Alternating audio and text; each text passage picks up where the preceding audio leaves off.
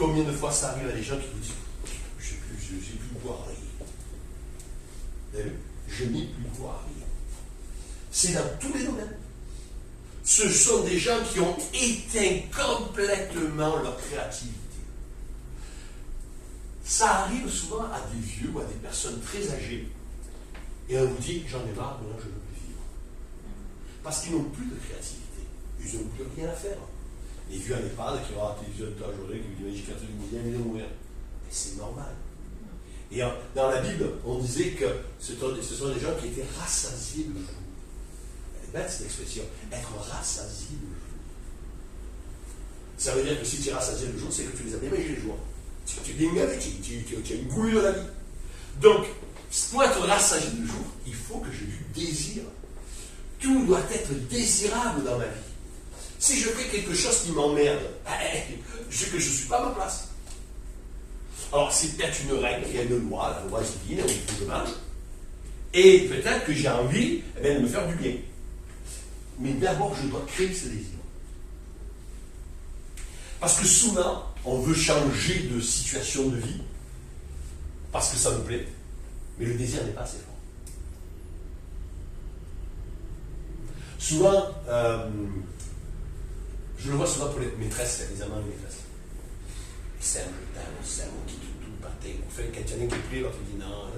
En vérité, ils aiment vivre dans une histoire, mais ils ne veulent pas appliquer l'histoire. Ils restent dans un rêve. Pas tous les gens sont capables de dire je vais appliquer ou faire vivre et faire naître mon désir. C'est pas facile de faire naître ses désirs. On a envie.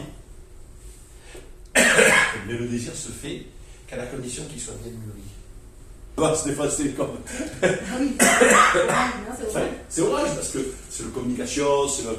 Mais bon, c'est la matérialisation des choses. Je fais des choses, je construis. D'accord? C'est aussi l'habitude, la capacité de recevoir. Le nombre de personnes qui ne savent pas recevoir, c'est impressionnant. Alors tout le monde est en attente de recevoir, mais quand on leur donne, ils ne prennent pas. Et tout le monde est en attente. C'est fou quand même. Parce que l'orange vous demande d'apprendre à accepter. Oui, mais là aussi, il va rentrer d'autres croyances. Je suis profiteuse, c'est pas bien, tu n'as pas le droit de demander. Je suis raconte une parabole et tu vas voir que la profondeur du truc. Le maître arrive, il réunit tous ses responsables et leur dit voilà, je vais partir pendant quelques années, mais je veux vous donner des talents et vous en faites ce que vous voulez. À un, il en donne 10, à l'autre, il en donne 5, à l'autre, il en donne 3, et à l'autre, il en donne 1. Et il s'en va. Des années plus tard, il revient, il est réuni, et il dit alors, je suis revenu et tout ça. Et alors, il dit au gars qui en a donné 10, alors toi, il dit maître, tu m'en as donné 10, tu m'as fait confiance, je t'en donne 10 autres. Parce que tu as tellement été, tu vois, il m'a fait confiance, tu as tellement été bon pour moi, généreux pour moi, et bien j'ai voulu montrer ma générosité. Donc il lui donne. Content, il lui dit viens, prendre dans la gloire de ton maître. Celui des 5 talents, il lui dit la même chose. Celui des 3 talents, il lui dit la même chose. Et celui de 1 talent, il lui dit ben, comme je savais que tu étais un homme un peu rigoureux, dur, etc., eh bien, tu m'en as donné un, je l'ai plaqué, je te le rends. Il aurait pu dire c'est gentil, tu n'as rien perdu. Il lui dit non, tu es un bon à rien. Tu ne m'as pas respecté. Il lui dit va-t'en. Mais ce que je te disais, c'est que la plus belle fille du monde, elle peut donner ce qu'elle a. Pas grand-chose. Je te donne un peu. Mais moi, je veux plus. Maman, je te donne. Je veux plus, maman. Donc ma problématique est que, là, dans ce cas-là, c'est que la relation avec la mère, c'est que moi, je suis en demande, une demande, mais express, une demande immense, et que l'autre pécheur, dans toute sa gentillesse, son amour, elle ne peut rien te donner, que dalle. Tu comprends bien que toi, tu vas être en manque. Et quand tu en manques, tu vas... Si on n'a plus d'attente, Tu as toujours de l'attente, parce que l'enfant a toujours de l'attente. Comme quand on est adulte. Même quand tu es adulte, tu as l'enfant jusqu'à 99 ans, 3 quarts. Après 99 ans, 3 quarts, là, tu commences à te dire, je vais mourir. Tu as l'attente de plus rien, mais tu dis, je suis rassasié le jour. Mais on a toujours l'attente de quelque chose. Tu comprends? On est tout le temps. Il va falloir que j'abandonne ce que je connaissais et qui me rassurait, même si j'étais malheureux. Mais ça me rassure. pour aller voir quelque chose de nouveau. Eh bien, je peux déclencher des crises de panique, des crises de manque, parce que je me sens abandonné. Je n'ai plus rien pour mon entraînement. J'avais l'habitude d'être là, ça ne me plaisait pas, mais bon, mon mari m'emmerde, il me fait chier du matin jusqu'au soir, je peux le quitter, etc. Mais pourquoi vous ne le quittez pas? Même si je le quitte, je l'abandonne. En vérité, non, tu ne l'abandonnes pas, tu t'abandonnes pas. Tu vas aller chercher quelque chose de nouveau et tu n'es pas prêt à tout ouvrir vers autre chose. C'est pas grave de ne pas être prêt à s'ouvrir vers autre chose. Je reçois le verre, je le tire, je ne suis pas prêt. La vertu contre la truc qu'on nous dit, c'est votre ego, c'est vos peurs, c'est la nouveauté, c'est la peur de l'abandon. Travaillons la peur de l'abandon et de la nouveauté. Allez, acceptons que la nouveauté, l'abandon me fasse peur. Pourquoi faire? Pourquoi je vais m'interdire d'accepter la chose? Le verre, c'est une couleur particulière. Il va nous faire travailler l'empathie, il va nous donner envie d'aller vers l'autre. Mais souvent, pourquoi les gens ne vont pas vers les autres? Parce qu'ils ont peur des autres. Regardez, vous avez quelqu'un qui vient, il est bizarre. Vous avez vu ce qu'on fait tous? Bizarre. On fait tous ça. Bizarre. Alors, il suffit qu'un collègue au travail, il dit, vous savez, bizarre, regarde. Ça veut dire quoi, bizarre? Ça veut dire que le mec qui pense différemment de toi, il est bizarre. Parce qu'aujourd'hui, dans le monde dans lequel on vit, c'est qu'il faut avoir la même pensée que BFM TV. C'est-à-dire que si tu penses différemment, tu es un bizarre. Donc, le gars, eh bien, il est bizarre, c'est-à-dire qu'il a des actions, il pense différemment de nous, il vit de façon différente de nous. Qu'est-ce qu'on fait? On n'y va pas. On perd l'empathie. On n'a plus d'empathie pour lui, et puis on ne va pas voir ce qu'il peut nous apporter. C'est la clarté, la transparence mentale, l'autorité et la loi, oui. Ou bien ça en fait beaucoup, hein. Le nombre, c'est le 7. Le 7, c'est le besoin d'avoir la vision des choses que je vis. Je médite pour réparer ce qui n'est pas juste ou pas compris. Le 7, c'est le jour où dans la création, où on ne fait rien, on regarde. Dieu a créé l'homme et à la fin, le 7e jour, il dit tout est parfait. Donc il avait mis les lois et il avait mis la bienveillance. Tout était parfait. Donc le 7e jour, il se repose. Ça ne veut dire pas qu'il c'est qu'il a regardé ce qu'il avait fait, comment ça fonctionnait.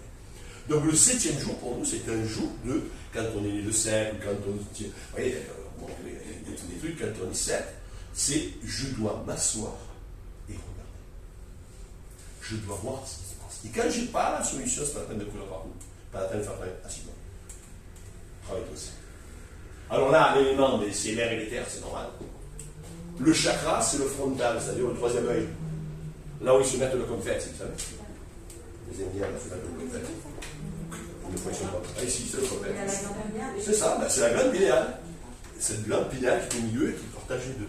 D'accord? Qu'on voit souvent dans les trucs en Iran, les Bucanisans, on les voit, les trucs comme ça, avec la glande pinéale. Vous voyez devant, c'est je vais voir ce qui est. Vous voyez? Regardez. La pierre, c'est de la pissagie, non? Quoi? La pierre associée, c'est de la Je ne suis pas très fort avec les pierres. Je les pissagie. jette souvent sur les autres, les pierres, mais je ne m'en sers pas. La pissagie, la couleur. Ouais. Sûrement, monsieur. D'accord? Le si bémol. Le si bémol pour les artistes. Alors là, on va attaquer sur quelque chose de fort et de dur. Oh là là. Vertu contre vertu. Alors on a vu que ce sont des gens qui ont des problèmes de tête. Toujours. J'ai mal à la tête. Tu as vu? Hier, quand on discutait avec la patiente, qu'est-ce qu'elle te disait? Elle te dit, mais j'ai toujours mal à la tête. Et je lui dis, et à force de te poser des questions et de ne pas avoir de réponse, eh bien tu tapes là. C'est comme si tu tapais là. Ça? Qu'est-ce que j'ai? Donc tu as mal. Parce qu'à un moment, comme tu n'as pas la vision, tu as le 3e œil qui se ferme. Donc plus tu fermes ton 3e œil, plus tu es là, tu te dis, qu'est-ce que j'ai? C'est comme si tu te faisais un coup de marteau. Ouvre-toi. Voilà. Toujours quand on parle du violet, on croit que c'est le courant. Oui, c'est le courant. Mais vous remarquerez que la connexion, c'est la connexion avec le passé. C'est la connexion avec son passé. Donc ça c'est pas un passé. Là, ça peut être un passé très lointain. Ah ouais, quand j'étais petit, je me disais, je passe dans les endroits et je connais ce qu'il dit. Lui, je ne le connais pas, mais je connais la noix. Ça vous est jamais arrivé? Oui, souvent. Et alors, les pires, c'est quand tu rencontrais quelqu'un, tu ne le connaissais pas, mais tu savais ce qu'il allait dire en conférence. Comme si c'était toi qui l'avais fait à la conférence. Tu dis, merde, dans une sacrée connexion. Et oui, il y a des connexions, c'est quand même pas peur pour les connexions. C'est aussi la pacification avec sa lignée familiale. Vous voyez, quand quelqu'un a des problèmes avec toute sa famille, la famille, la mère, le père, etc., c'est souvent des gens qui vont tirer le violet. Pas méchant. Mais oui, et alors quand ils vont vous dire, ah oui, alors certains vont vous dire, ah oui, alors là c'est le corona, c'est tout le temps de nous ouvrir à la spiritualité. On vient, qu'est-ce que là? Oui, non, regarde, t'as pas de problème dans ta famille? Alors attention, vous tirez les cartes, vous dites, ah non. Alors grattez un peu. Ah oui. T'as regardé, hier, l'exemple pur hier. Jaune orange, j'ai dit, tu n'as pas un problème, t'as pas un? Non, non, après, j'ai à la fin, avant de partir, j'ai dit, il me dit, ah, ma mère. Hein? Je croyais que est-ce que ça pourrait être ma femme? Oui, c'est le féminin. D'accord. Ta femme qui rappelle la problématique à la mère. Regarde, l'orange, c'est. Alors, ça peut être la mère, ça peut être la femme, mais c'est une prise de conscience qu'il faut que je recrée une vie. Ah oui. Prise de conscience, il faut que je recrée une vie. Je ne peux pas rester dans une histoire qui est finie. Est-ce qu'en fait, elle est finie l'histoire ou est-ce qu'il faut qu'il fasse autre chose? Ah, il faut qu'il fasse autre chose. Oui, mais quand tu dis Si Jésus dit laisse les morts, enterrez les morts. Comment? Parce que c'est pas fini. Ah non, il peut ne pas avoir fait le deuil. Oui, voilà. Intellectuellement, c'est bon. Ouais, après, émotionnellement, après, des fois, il y en a qui disent, il faudrait que vous refassiez votre vie. Bah, tu arrives dans les deux c'est une bande de mots. Hein. Parce que tu as tellement eu l'habitude de ça pour passer à une vie. Donc, mais on te dit, prendre conscience qu'il va falloir que tu recrées quelque chose. C'est une prise de conscience. La première carte, rappelez-vous, c'est toujours prendre conscience que tu dois faire ça. Ou que tu as cette part. La problématique, il faut que tu retrouves dans ton cœur la paix intérieure. C'est pas ma faute. C'est la carte qui me dit. Ne me rire pas. Voilà. Tu vois? Pourquoi? Mais parce que regarde. Dans la famille, dans le pourpre, dans tes enracinements, on te rappelle une problématique à la femme, à la mère, au féminin, et à la problématique de créativité. Si tu ne crées pas et que tu ne nettoies pas ça, tu ne pourras jamais retrouver la joie de vivre.